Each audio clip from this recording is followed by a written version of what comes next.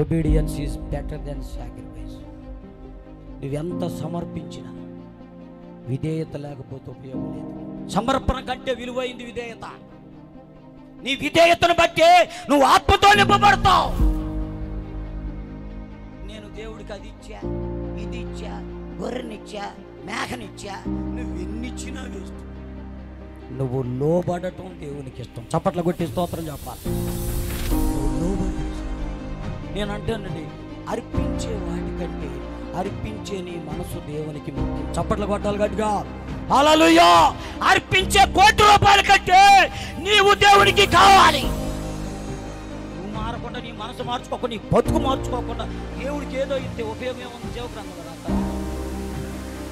నువ్వు మారితే, నువ్వు దేవునికి సమర్పించుకోగలిగితే, నువ్వు దేవుని కొరకు బ్రతకగలిగితే, నువ్వు ఎంత ఇచ్చినా